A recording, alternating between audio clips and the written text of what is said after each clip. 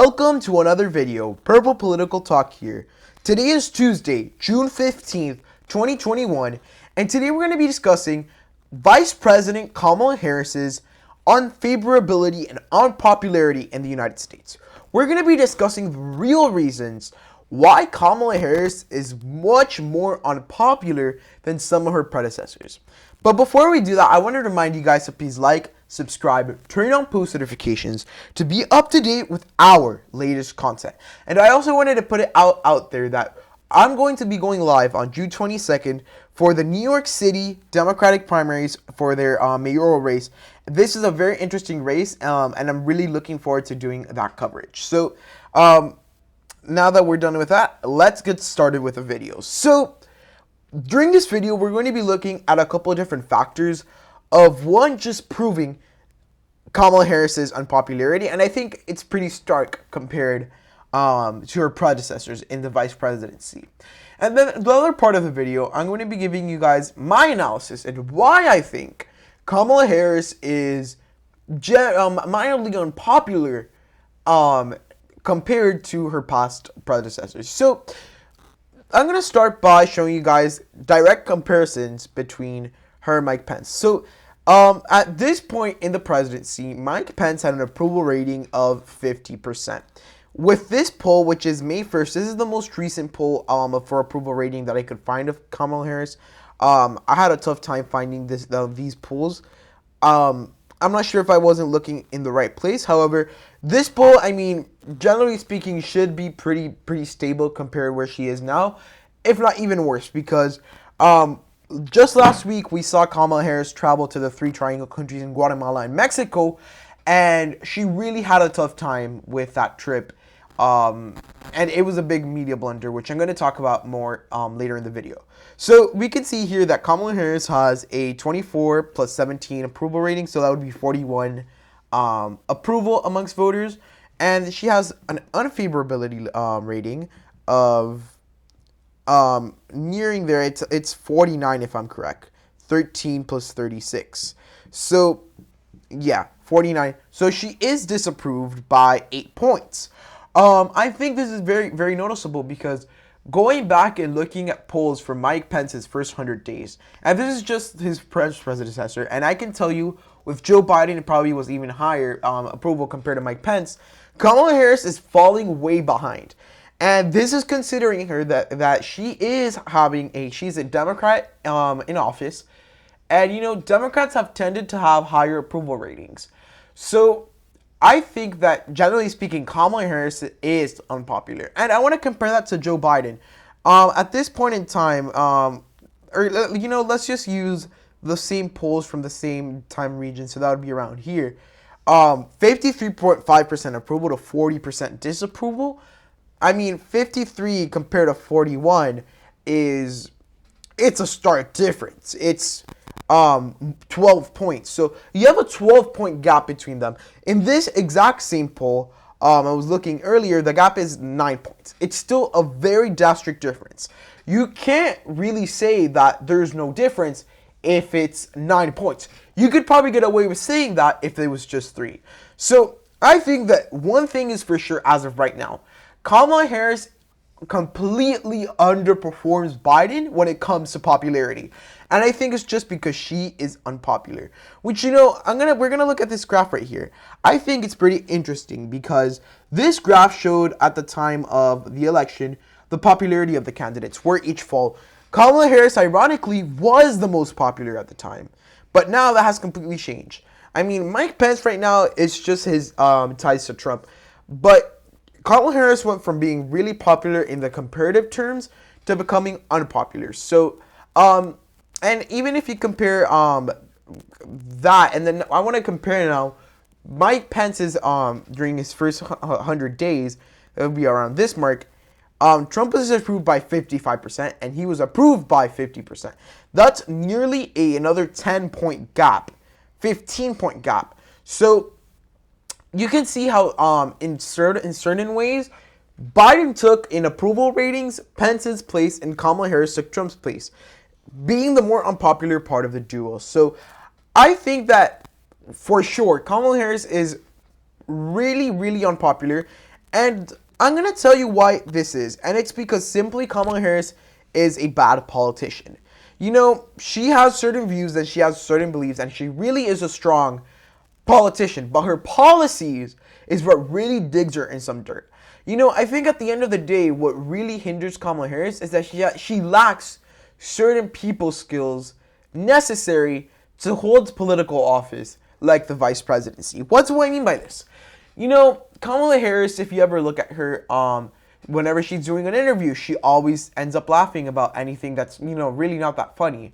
She always does these things. She always dodges questions, and that just turns people the wrong way. You know, I think that one of the things that a lot of people see in Kamala Harris is that people see her being a little deceitful.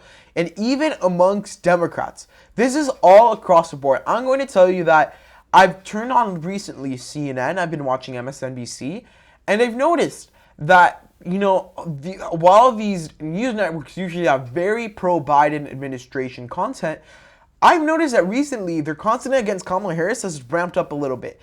This last trip to the Triangle countries was an absolute disaster for Kamala Harris.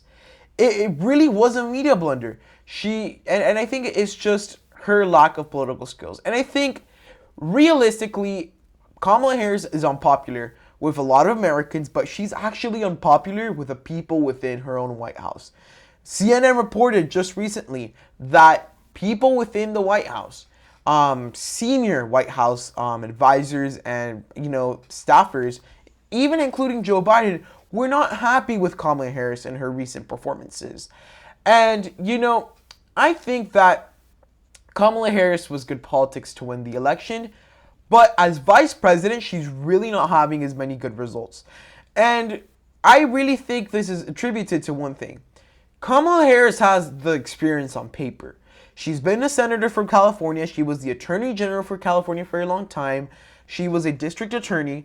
She had that experience in government. However, she did not have experience governing.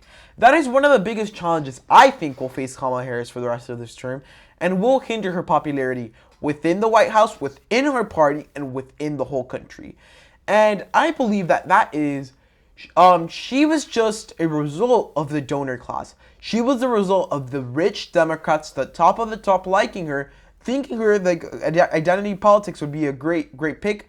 And you know, I think that at the end of the day, while it's important to have representation in government, it's important to have, you know, different types of people come in and represent and grow the presence of their community in government. It is not good if they're not experienced enough. And I think for Kamala Harris, that's exactly what we're seeing. We're seeing the effects of identity politics coming in. And I think identity politics is going to be something that we're going to be seeing for a very long time.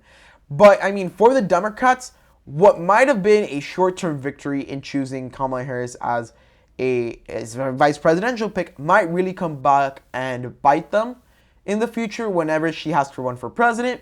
Because people are really going to be pointing at this like, oh, she didn't really do such a great job. And this is coming from an unbiased point of view. And I usually don't like sharing my personal political views on the channel. But lately, I have noticed a little bit of difference in what Kamala Harris kind of promised and what we were expecting from what she's been delivering. And by the look of these polls, it's just not me.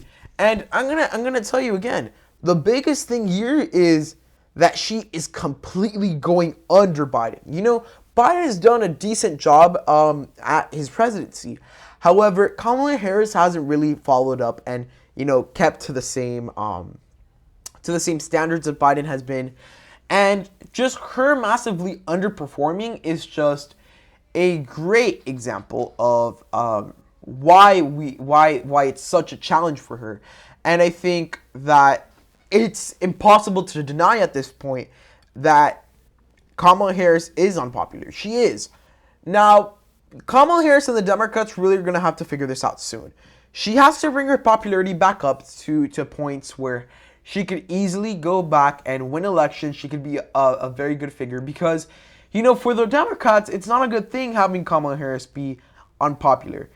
if anything, they need her to be super popular so they can help her out in the midterm. So they could say, well, I'm so popular, I want to go and do these things, so they can get support for things. But I think this is going to be one of the administration's biggest downfalls. Kamala Harris's unpopularity, and realistically, it comes down to her personality and her not being prepared maybe for this office. Experience comes over time. Maybe this will change, and I'm pretty optimistic that this will change, and the Democrats are going to have a more chill, more status quo government and going a little bit back to normal. However, I think that as of right now, the Democrats certainly do not have that because of Kamala Harris. The Biden administration itself is facing some challenges, but I think Kamala Harris is a big part of that. So I hope you guys enjoyed this analysis and this data that I shared with you. Again, what the situation is really it's really subjective, objective to a certain point. So it's both subjective and objective to certain points. But I really do think that Kamala Harris really hinders the administration. So hope you enjoyed the video. If so, please give it a huge thumbs up, like, subscribe, turn on post notifications to be up to date with our latest content. Hope you enjoyed the video, and goodbye.